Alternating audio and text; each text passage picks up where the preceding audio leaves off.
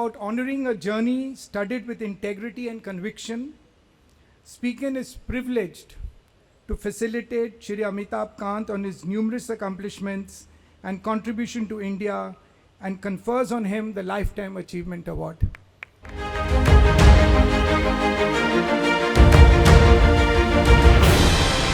All the distinguished members of the jury and dear friends who've assembled here today, well, I'm truly delighted to be getting this award, and let me first thank SpeakIn and the distinguished members of the jury for selecting me to get this award.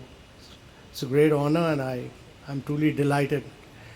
I heard this panel discussion which was going on, and let me say that the life of a civil servant is actually in reality pretty tough. You know, when I got selected, I got Kerala, and when I landed there, it was at the peak of the labor unrest. You couldn't even carry your own bag from the railway station, because that was really the peak of a huge amount of labor crisis in Kerala. But I've had a very unique time in Kerala. I've had great opportunity.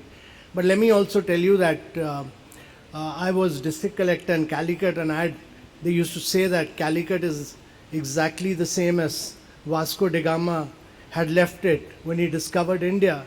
And at one point of time, I demolished close to about 400 constructions in the heart of Calicut. And you know, one of the persons whose building I demolished later went on to become a minister, and I really suffered as a consequence of that. And for almost about 9 months' time, 9 to 10 months' time, I was without a posting. So I really thought that was the end of my career, and I was giving up on being a service officer. And then as a punishment posting, and nobody had heard of Kerala as a tourism destination at that point of time. Everybody used to go to Rajasthan or Kashmir.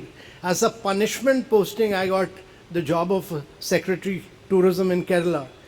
And this was just an opportunity, and I thought every job which an IAS officer gets is a huge opportunity.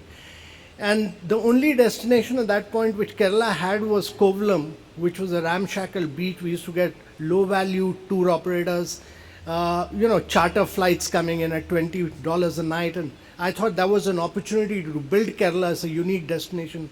We closed Kovalam. We rebuilt Kovalam, but we opened up completely new products like the backwaters, like the houseboats on which not a single nail is used.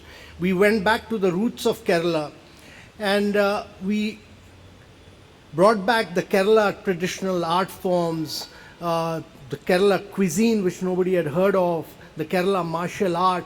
We went back to everything that was unique to Kerala, and that's how we built up Kerala's God's own country. And then, it was picked up by National Geographic Traveler as one of the 10 exotic paradises of the world. And it was a Sunday, one fine Sunday. I was sleeping at home, and I get a call around 3 o'clock.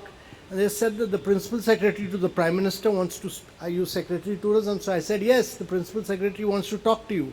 So I was a young officer at that time, and Brijesh Mishra was the Principal Secretary. And he said that actually the Prime Minister wants to come and have a holiday in Kerala. He doesn't want to meet any politician, no Chief Minister, nothing. You'll be the only person who will organize this trip.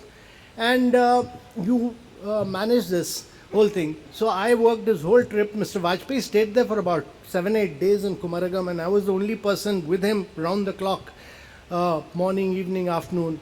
And one day, I'd taken him on a houseboat, and when I came back, Mr. Brijesh Mishra and Mr. Saikia was with him, told him that actually इस लड़के ने बहुत काम किया है Kerala tourism में, इसने house boats बनाई हैं, इसने साइनेजेस किए, ये किया, पूरा बैकवाटर खोला, we should get him to Delhi.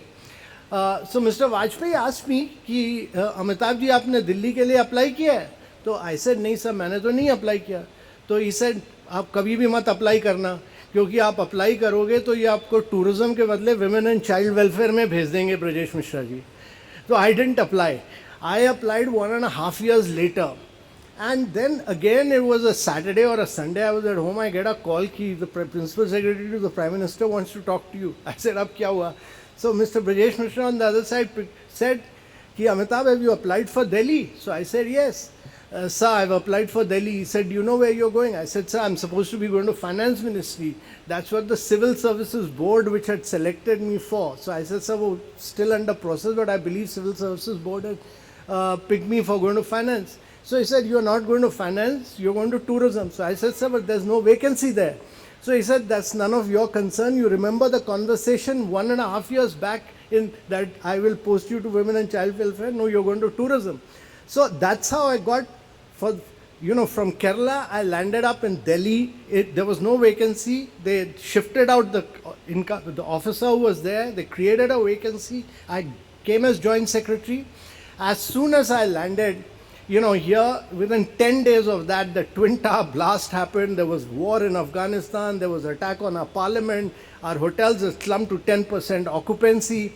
And, I thought there was no consumer demand. We went to tour operators who said nobody wants to travel to India. At the peak of that crisis, we launched the Incredible India campaign. It was a remarkable success story of branding and promoting India as a destination, which led to large number of tourists coming, which led to new airports being created, new airlines coming in, and a whole number of things.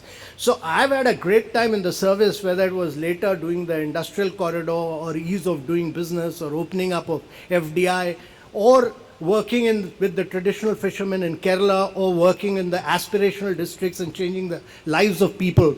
I don't think there's any job, any service anywhere in the world which gives you the job content which the Indian Administrative Service gives you, and it gives you a great opportunity to transform lives. It gives you a huge opportunity to really be a great disruptor in government. And every single job, I've taken it as an opportunity to transform, has given me an opportunity to really make radical changes, and that's what I've really enjoyed. So I'm truly grateful that SpeakIn has selected me for this opportunity. I'm really delighted. Thank you very much to everyone. I can go on, but I think I'll leave it at that.